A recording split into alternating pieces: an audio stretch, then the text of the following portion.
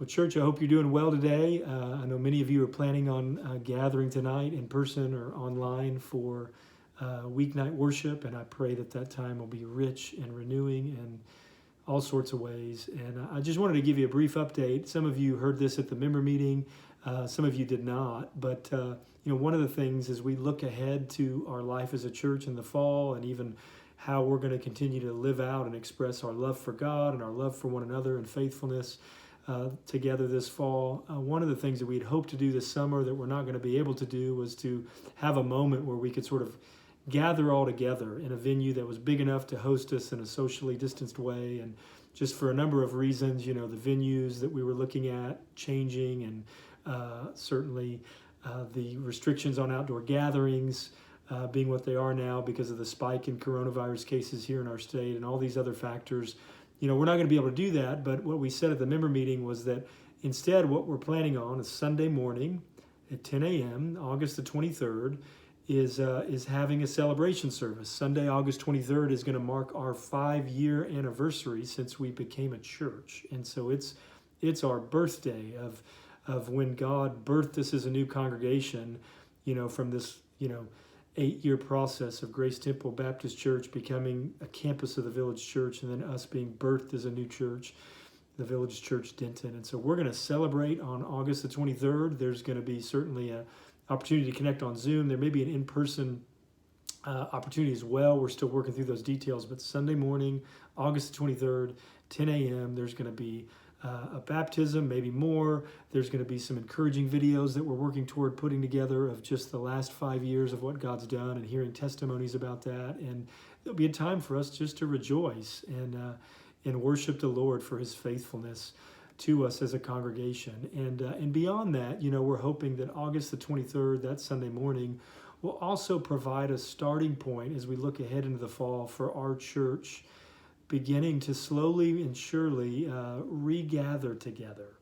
As the coronavirus swept into our country and into our lives in March, our leadership made the sort of conscious decision for our church to scatter into smaller groups, smaller, what we called Sunday gatherings as a church. And, the value, you remember I sent that long email, the value behind us doing so, the sort of directional value, was relational connection.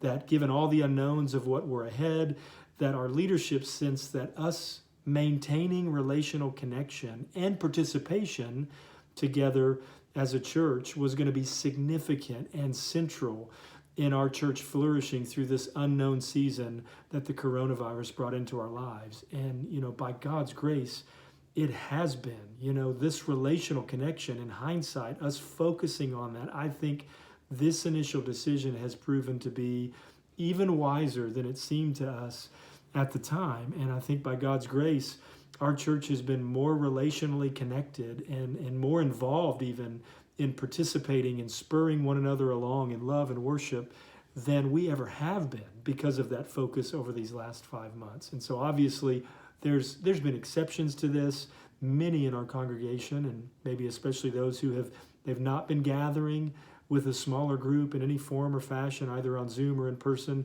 over the last number of months during this time. Many are not more relationally connected than they were before. And in some cases, the move to these sort of smaller Sunday gatherings, it's actually magnified what was already maybe a reality in the life of many in our church, that they just weren't as relationally connected with our church or participating much in its life of worship outside of Sundays and Sunday services than we had hoped. But all in all, I think what we've learned is a whole lot about our church through this season of us being scattered into Sunday gatherings. This scattering has given, at least for our leadership, just lots of opportunities to evaluate where our church's life, faithful as we were striving to be, maybe where it wasn't as holistic as it could have been. And this scattering over these last 4 months, uninvited as it was, it's also provided our leadership sort of the impetus to develop and even innovate in some ways that our staff had already been thinking about and discussing. So you think about things like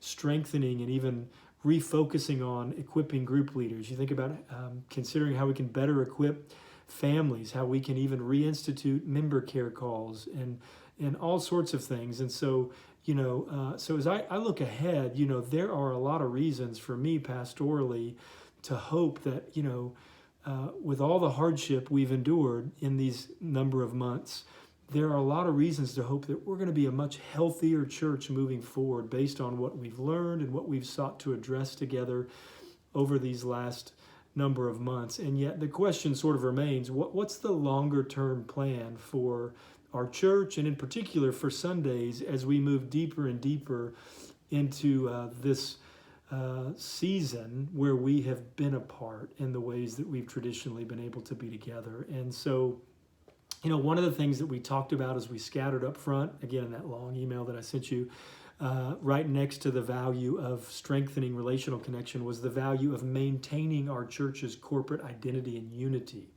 in this season as well. And so, we talked about doing that primarily through a centralized weekly teaching for our church, which we're doing right now. Hopefully you're connected into that as we've been moving through Ecclesiastes. Brad Welker's sermon this last week was the best sermon he's ever preached. It was powerful.